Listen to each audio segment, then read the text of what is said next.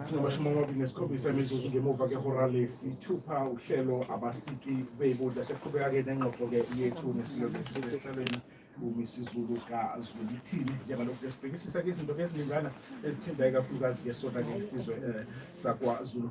Mhlawumbe-ke sona-ke sesingena kulona-ke lolu daba silesikhulu ikakhulukazi-ke lolu-ke malungana nokuningi okwenzeka kakhulukazi-ke la esifundazweni-ke saKwaZulu-Natal zehlakalo-ke zokubulawa kwabantu ngiyazi-ke ngaphambilini uye wazikhuza ezinye zazo zibonakala-ke zilokhu ziqhubeke njalo bekade-ke sixoxisana-ke la nabalingani bami kwenye yento eyake yashiwo ungqongqoshe wengamelekeza amaphoyisa ukuthi abanye balabo bantu kuthiwa bayizinkaba batholakala-ke benza amacala amaningi kuye kuthiwa uma ngabe kubheka kuthiwa babuya la esifundazweni saKwaZulu-Natal.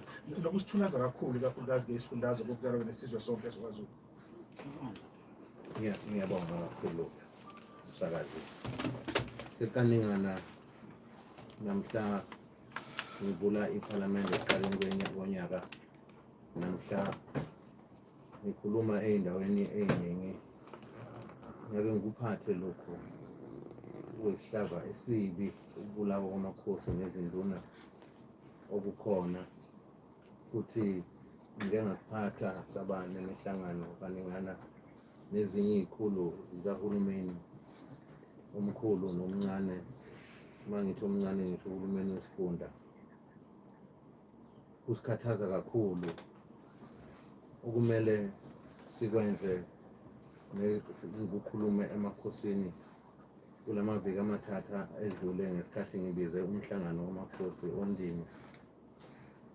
Sakuxoxa namakhosi ukuthi lokhu kumele sizibambele thina ngezandla zethu, sibambise uhulumeni ekutheni sikunqanda kanjani lo mkhuba ombi kangaka nobuhlungu kangaka owenzeka emakhosini nasey'nduneni, ekutheni sikwazi ukuthi sibe nohlelo lwethu ngokubambisana nohulumeni lombutho, sikwazi ukuthi sibambise abomthetho ekutheni kukwazeke ukuthi kuvikeleke amakhosi ey'ndaweni zamakhosi.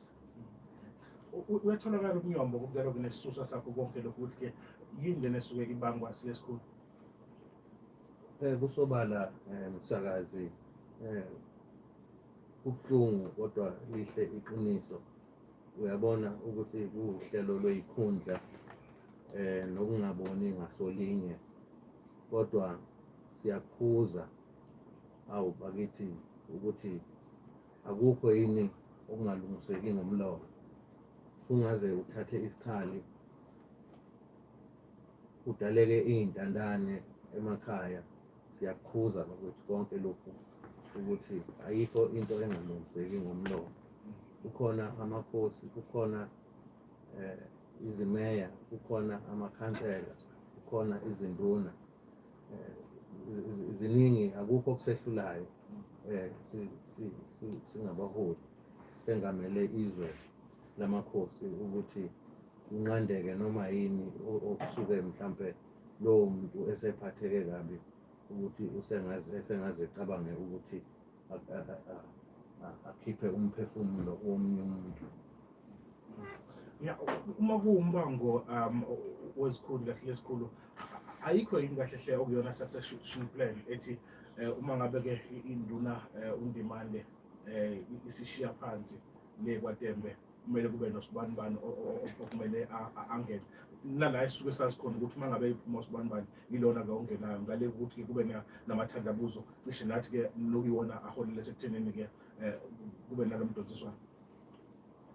Ngiyathokoza msakazi, ukuphendula nje umbuzo wakho kalula. Okwamakhosi angeke ukufanise ngokubuduna. Inkosi yazalo, induna iyabekwa. Asazi-ke abasuke bebangisa inkosi esuke izalelwe leso sikhundla. Kubuhlungu ngoba bayazi nabo ekujuleni kwey'nhliziyo zabo ukuthi kuwumbango lokhu abakwenzayo.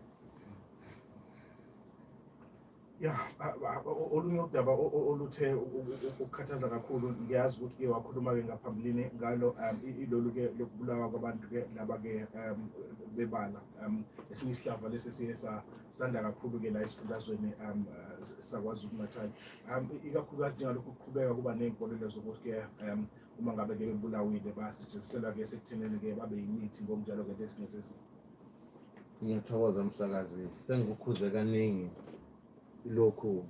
Ngiyakhumbula nangomhlanga odlule ngakhuluma ngakho, ngoba uyabona ukuthi lo mkhuba uyanda, futhi leyo nkolelo isilo esidala ngeshwa lethu.